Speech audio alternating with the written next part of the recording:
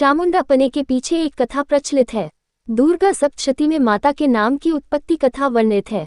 हजारों वर्ष पूर्व धरती पर शुंभ और निशुंभ नामक दो दैत्यों का राज था। उनके द्वारा देवताओं को युद्ध में परास्त कर दिया गया, जिसके फलस्वरूप देवताओं ने देवी दुर्गा की आराधना की और देवी दुर्गा ने उन सभी को वरदान दिया कि वह अवश्य ही इन दोनों दैत्यों से उनकी रक्षा करेगी।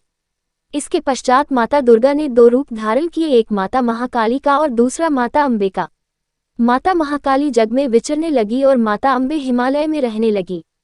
तभी वहां चंड और मुंड आए। वहां देखकर देवी अम्बे को मोहित हुए और कहा, दैत्यराज से आप तीनों लोकों के राजा है। आपके यहाँ पर सभी अमूल्य रत्न सुशोभित है। इस कारण आपके पास ऐसी दिव्य और आकर्षक नारी भी होनी चाहिए जो कि तीनों लोकों में सर्वसुंदर है। ये वचन सुनकर शुंभ ने अपना एक दूत माता अम्बे के पास भेजा और उस दूत से कहा कि तुम उस सुंदरी से जाकर कहना कि शुंभ तीनों लोकों के राजा है और वह तुम्हें अपनी रानी बनाना चाहते हैं।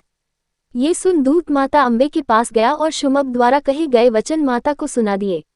माता ने कहा, मैं मानती हूँ कि शुंभ बलशाली है, परंतु मैं एक प्रण ले चुकी हूँ कि जो व्यक्ति मुझे युद्ध में हरा देगा मैं उसी से विवाह करूंगी। ये सारी बातें दूत ने शुंभ को बताई तो वह माता के वचन सुन क्रोधित हो गया।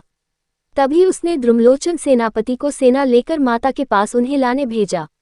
जब उसके सेनापति ने माता को कहा कि हमारे साथ चलो, हमारे स्वामी के पास नहीं तो तुम्हारे गर्व का नाश कर दूंगा, माता के बिना युद्ध किए जाने से मना किया तो उन्होंने मैया पर कई अस्त्र शस्त्र बरसाए, पर माता को कोई हानि नहीं पहुंचा सके। मैया ने भी बदले कई तीर बरसाए सेना पर और उनके सिंह ने भी कई असुरों का संहार कर दिया। अपनी सेना का यूं संहार का सुनकर शुंभ को क्रोध आया और चंड और मुंड नामक दो असुरों को भेजा रक्तबीज के साथ और कहा कि उसके सिंह को मारकर माता को जीवित या मृत हमारे सामने लाओ। चंड और मुंड माता के पास गए और उन्हें अपने साथ चलने के लिए कहा। देवी के मना करने पर उन्होंने देवी पर प्रहार किया।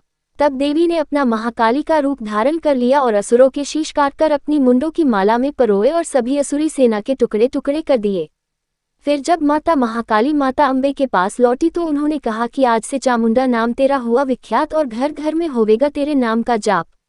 बोलो सच्चिया ज्योतिया वाली माता तेरी सदा ही जय, साचे दरबार की जय।